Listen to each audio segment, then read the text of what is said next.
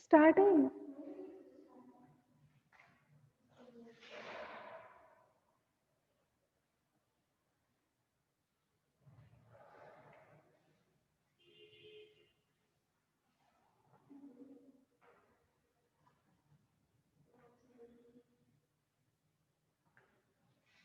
ठीक है। कल कल क्या पढ़ा है?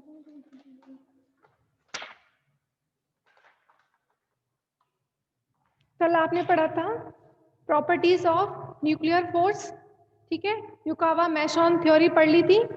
आज पढ़ते हैं अल्फा स्कैटरिंग, रदरफोर्ड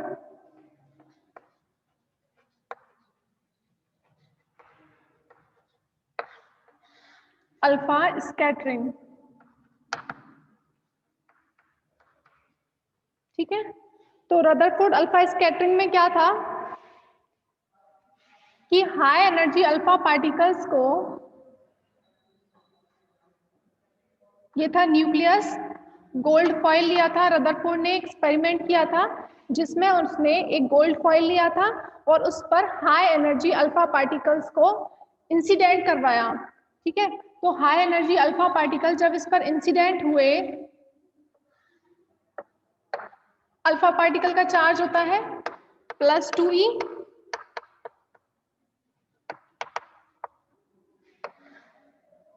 ठीक है।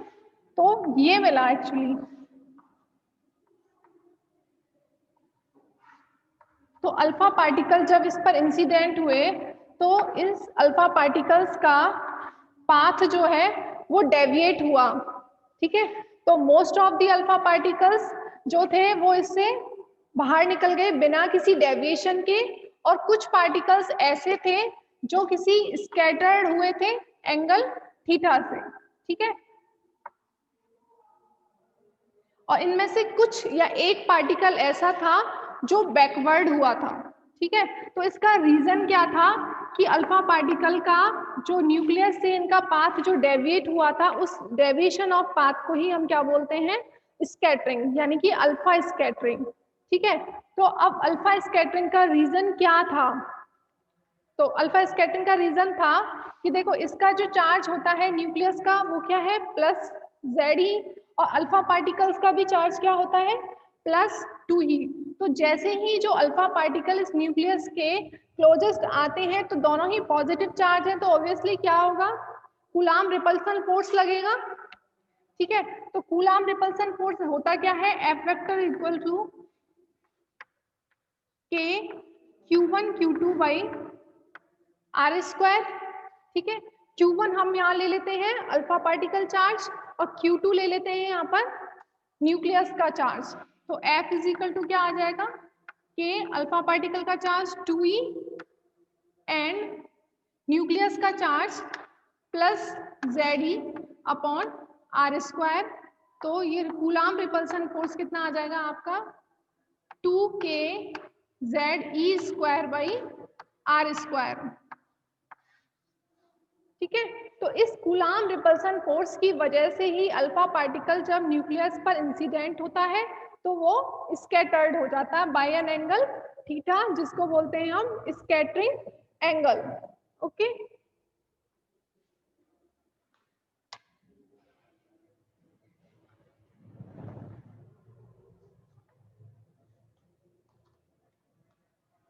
ठीक है।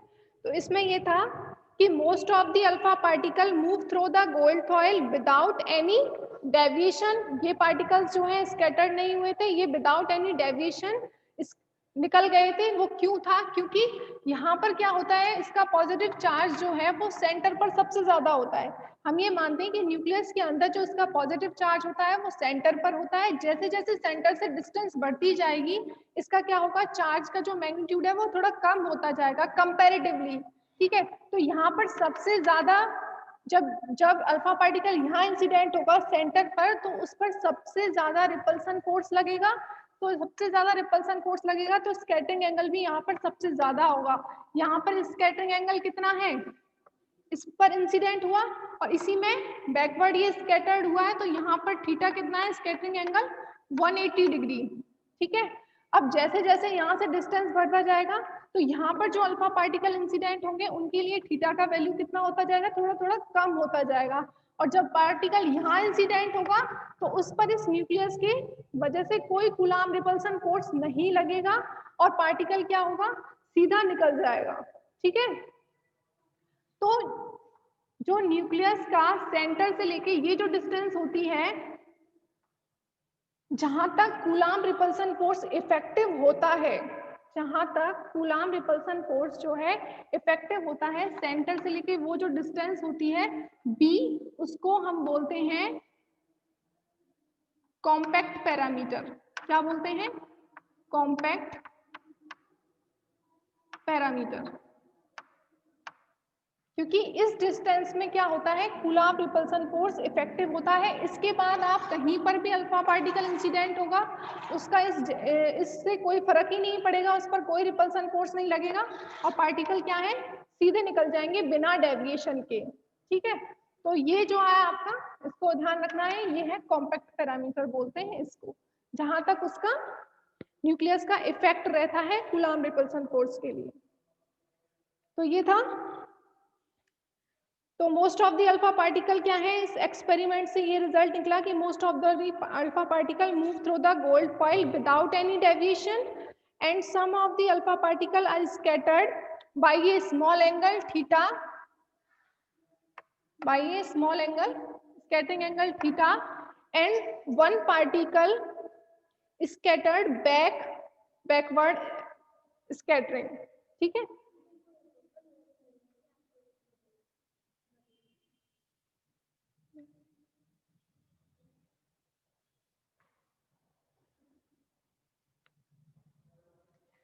ये कौन है, हर्षित?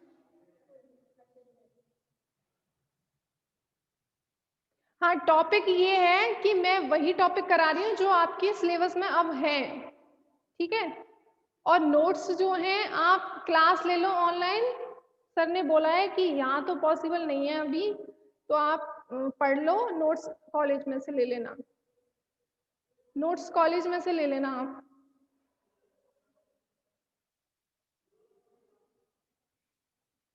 जीवेस को अब नोट्स लिखने हैं, इसने पिछले साल तो नोट्स लिखे नहीं थे क्लास में, तो हटे हैं वो, मैं बताने का क्या मतलब, हटे हैं वो मैं करवाऊंगी नहीं ना आपको, जो है वही करवा रही हूँ। वो हंस रहा है उस पर। ठीक है, अब रदरफोर्ड स्कैटरिंग में आपको निकालना है relation between the impact parameter and scattering angle. Relation between the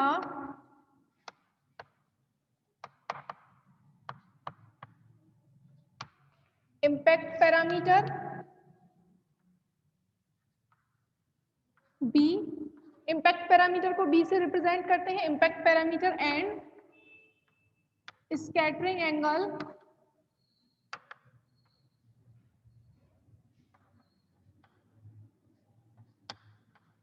theta. ये डेरिवेशन जो है काफी लेंथी है, इसलिए आप थोड़ा सा इसको ध्यान से समझते जाना, समझ के करोगे तो समझ में आ जाएगा, थोड़ा थोड़ा इधर उधर देखेंगे तो फिर समझ में नहीं आएगा और बोरिंग लगेगा फिर, तो ये लेंथी है थोड़ा। ठीक है, तो आपको रिलेशन निकालना है impact parameter B and scattering angle theta में। तो इसके लिए रदरफोर्ड ने कुछ अजम्पशन लिए थे, जिसमें पहला अजम्पशन उन्होंने लिया था कि जो अल्फा पार्टिकल होता है, alpha particle and nucleus, alpha particle nucleus को उन्होंने क्या माना था, are point charge particle, are assumed to be, are assumed to be point charge particle. ठीक है। पॉइंट चार्ज पार्टिकल है अल्फा पार्टिकल और न्यूक्लियस, न्यूक्लियस का चार्ज है +Ze एंड अल्फा पार्टिकल का चार्ज है +2e। सेकेंड अजम्पशन उन्होंने क्या लिया था कि scattering of alpha particle is only due to the repulsion coulomb interaction, कि जो स्कैटरिंग हो रही है वो किसकी वजह से हो रही है, कूलम्ब रिपल्शन फोर्स की वजह से, और उसका अमाउंट कितना होता है K ZE and 2E K Q1 Q2 by R²। ये सेकेंड अजम्पशन लिया था, कूलम्ब रिपल्सन फोर्स की वजह से ही उसमें स्कैटरिंग होगी। और थर्ड अजम्पशन था कि जो न्यूक्लियस का मास है, that the mass of nucleus is very high, mass of nucleus is very high comparatively to alpha particle, compared to alpha particle, ठीक है। that the mass of the nucleus is very high comparatively to the alpha particle, so that क्या होगा कि जब alpha particle nucleus पर incident होंगे तो उससे न्यूक्लियस की पोजीशन में कोई चेंज नहीं होगा, जो न्यूक्लियस की पोजीशन है वो वही रहेगी। जब अल्फा पार्टिकल न्यूक्लियस पर इंसिडेंट होंगे तो वो न्यूक्लियस की पोजीशन को चेंज नहीं कर सकते, बिकॉज न्यूक्लियस का जो मास होता है अल्फा पार्टिकल के कंपेयर में बहुत ज्यादा होता है, ठीक है। ये 3-4 उन्होंने अजम्पशन लिए थे। फोर्थ अजम्पशन ये था कि जो एटम का इलेक्ट्रॉन क्लाउड होता है उसका इस अल्फा स्कैटरिंग में कोई इफेक्ट नहीं होगा। जो एटम के चारों, हम क्या कर रहे हैं, न्यूक्लियस पर इंसिडेंट कर रहे हैं ना, अल्फा पार्टिकल को न्यूक्लियस पर इंसिडेंट कर रहे हैं, जो इसके चारों तरफ इलेक्ट्रॉन का क्लाउड जो है उससे इस अल्फा पार्टिकल पर कोई इफेक्ट नहीं होगा। ये 4 अजम्पशन उन्होंने लिए थे। उसके बाद में इस चारों अजम्पशन को लेने के बाद उन्होंने रिलेशन निकाला है impact parameter and scattering angle theta में। तो अब ये डायग्राम थोड़ा ध्यान से समझना।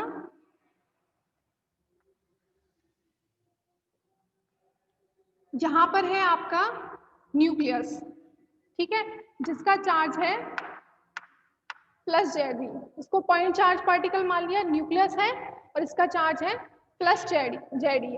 अब इन्फानाइट से कोई अल्फा पार्टिकल जो हैं इस पर इंसिडेंट हो रहे हैं, ठीक है।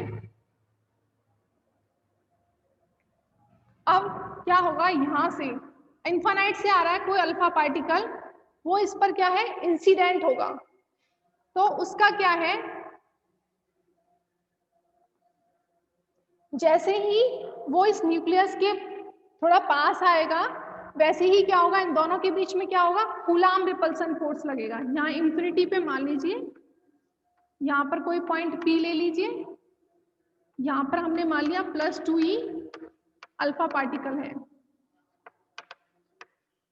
ठीक है। यहाँ पर इसका इस पॉइंट पर जब अल्फा पार्टिकल है तो उसका इस न्यूक्लियस के करस्पॉन्डिंग उसका हम कोऑर्डिनेट्स लिख सकते हैं, पोलर कोऑर्डिनेट में निकाल रहे हैं। तो देखो इस पोलर कोऑर्डिनेट में क्या होगा, इस न्यूक्लियस से इस पॉइंट P पर अल्फा पार्टिकल की पोजीशन मान लीजिए ये है r वेक्टर पर, पोजीशन है r एंड एंगल है ये थीटा। तो इस अल्फा पार्टिकल की यहाँ पॉइंट P पर पोजीशन क्या हो गई, पोलर कोऑर्डिनेट्स में हम r थीटा लिख सकते हैं।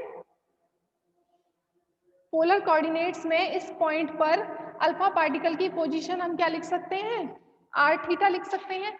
अब ये इसका पाथ है इंसिडेंट वाला पाथ, और ये जो वाला पाथ है वो क्या है, जो इस न्यूक्लियस की वजह से ये अल्फा पार्टिकल स्कैटर्ड हुआ है, ठीक है। तो अब मान लीजिए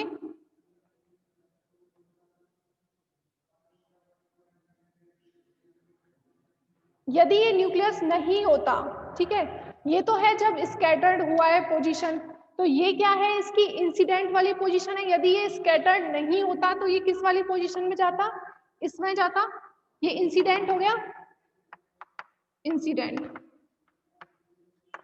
और ये वाली क्या है, स्कैटर्ड पोजीशन है अल्फा पार्टिकल की, तो इसको ऐसे लिख सकते हैं ना, ठीक है, ये इसकी हो गई स्कैटर्ड पोजीशन, ठीक है। तो इंसिडेंट और स्कैटर्ड के बीच में ये जो एंगल है वो क्या होगा, मान लिया हमने फाई, और इसको क्या बोलते हैं, स्कैटरिंग एंगल,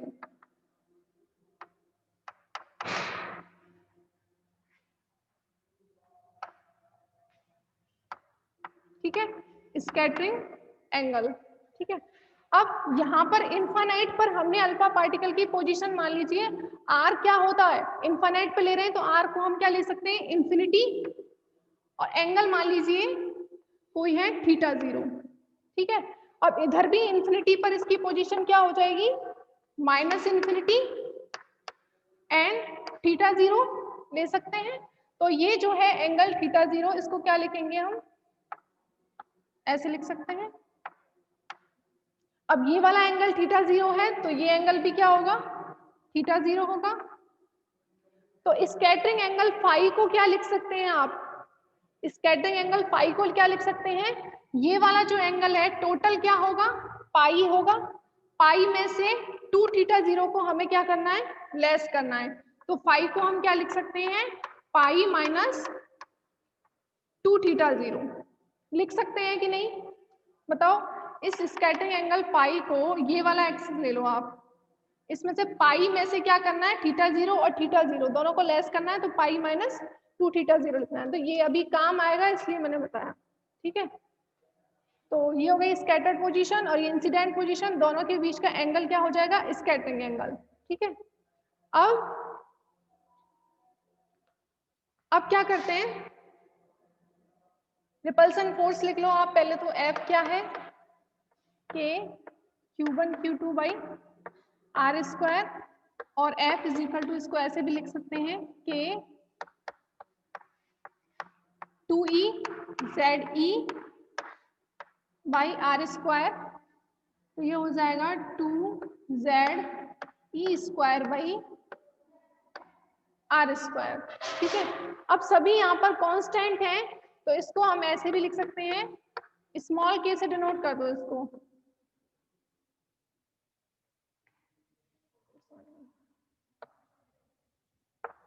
ठीक है। तो यहाँ पर स्मॉल k की वैल्यू कितनी हो गई, 2kZE स्क्वायर, क्योंकि ये सभी कांस्टेंट थे तो इसको एक अलग कांस्टेंट से लिख दिया, इसको आप इक्वेशन नंबर 1 दे दीजिए।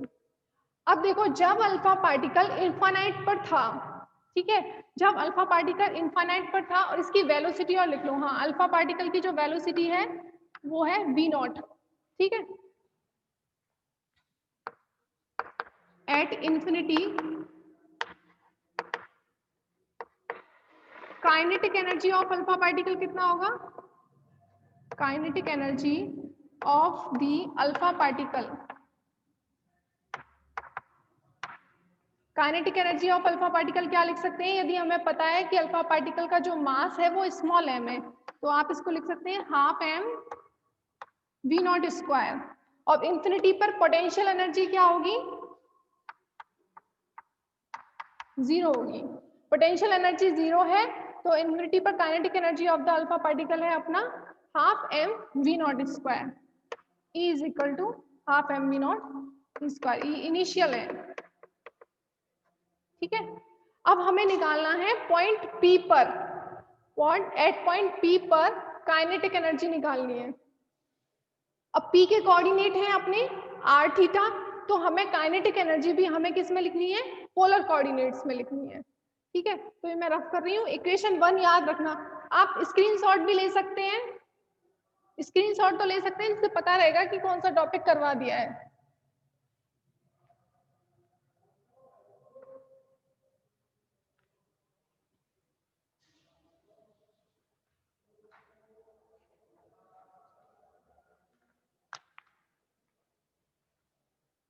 ठीक है, अब देखो एट पॉइंट P जिसके कोऑर्डिनेट्स हैं r theta, at point P kinetic energy of alpha particle in polar coordinates.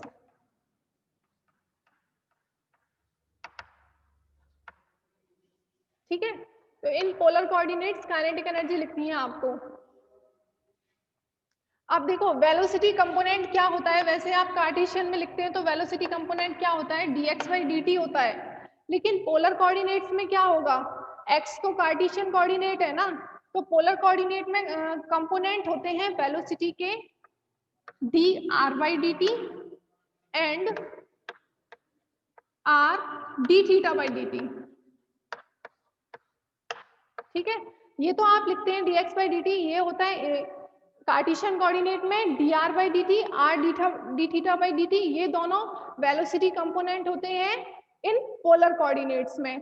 तो इसके लिए जब हम काइनेटिक एनर्जी लिखते हैं तो कितना आता है, हाफ m dx/dt का स्क्वायर आता है कि नहीं, काइनेटिक एनर्जी लिखते हैं कार्टेशियन में तो ये आता है, लेकिन जब हम पोलर कोऑर्डिनेट्स में क्या लिखेंगे, half m dr/dt square plus r dθ/dt square. ठीक है, क्योंकि पोलर कोऑर्डिनेट्स में ये होते हैं वेलोसिटी कंपोनेंट, तो हम लिख सकते हैं काइनेटिक एनर्जी हाफ m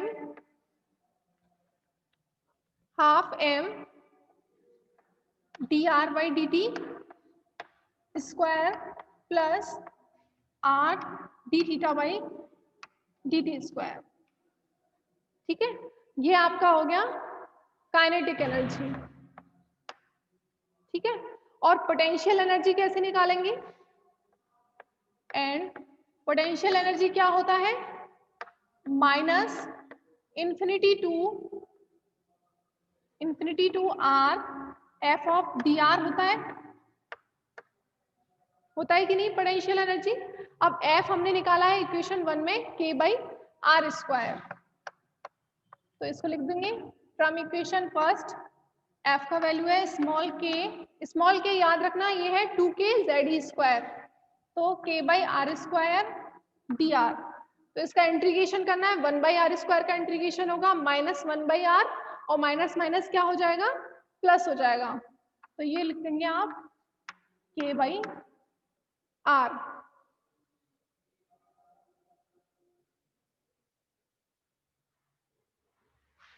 ठीक है, तो आप इसको इक्वेशन नंबर दे दो 2, ये हो गया आपका इक्वेशन नंबर 3 और ये हो गया 4। ठीक है, अब आपको टोटल एनर्जी निकालनी है तो क्या करेंगे, kinetic energy and potential energy. ठीक है, तो ये आपकी हो गई इस पॉइंट P पर total energy, kinetic energy plus potential energy. अब हमें करना क्या है, इसमें जो रिलेशन निकाल रहे हैं हम scattering parameter and scattering angle theta में जो हम रिलेशन निकाल रहे हैं उसके लिए हमें करना है, यहाँ पर कंजर्वेशन ऑफ एनर्जी यूज करेंगे, फिर कंजर्वेशन ऑफ एंगुलर मोमेंटम। ठीक है, तो ये मैं रफ कर दूं,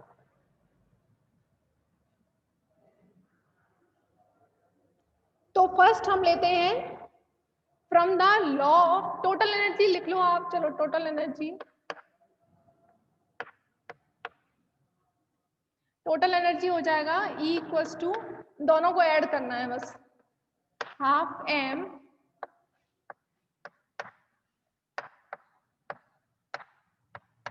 dr/dt r dθ/dt का square,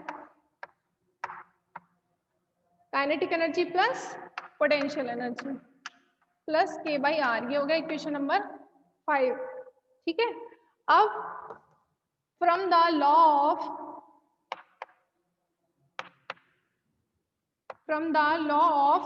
conservation of energy,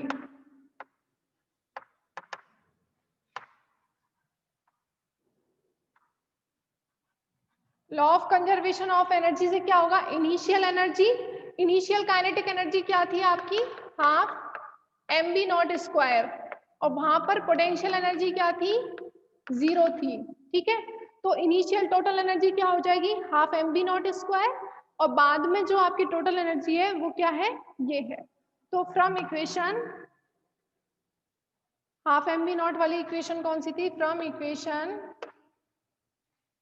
second and equation 5, तो आप लिख सकते हैं half M V naught square is equal to half M D R by D T का square plus R D theta by D T का square plus K by R. ठीक है, तो ये आपने लॉ लगाया conservation of energy, initial energy और ये जो बाद में एनर्जी है। ठीक है, अब सेकंड है कंजर्वेशन ऑफ एंगुलर मोमेंटम। ये क्वेश्चन नंबर हो गई आपकी 6।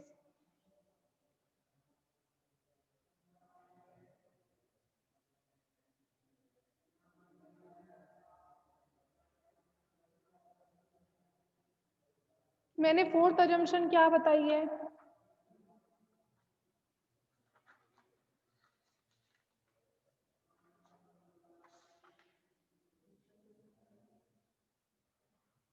देख लो आप, फोर्थ अजम्पशन थी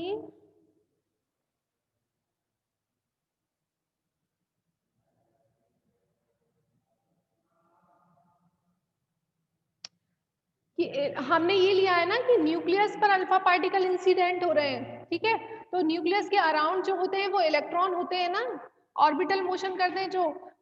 उसने रदरफोर्ड ने अपने इस एक्सपेरिमेंट में ये अजम्पशन लिया था कि जो न्यूक्लियस के अराउंड जो इलेक्ट्रॉन क्लाउड होता है वो इस अल्फा स्कैटरिंग में उसका कोई इफेक्ट नहीं होता है।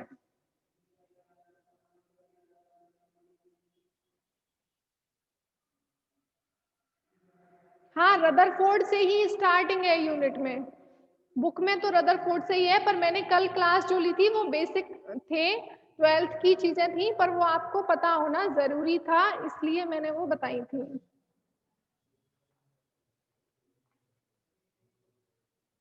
ठीक है,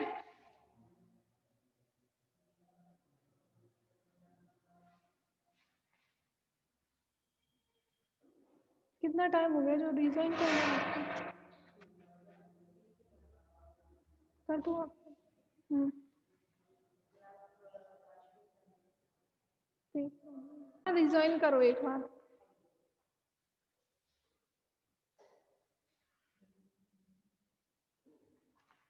रिज्वाइन करो एक बार।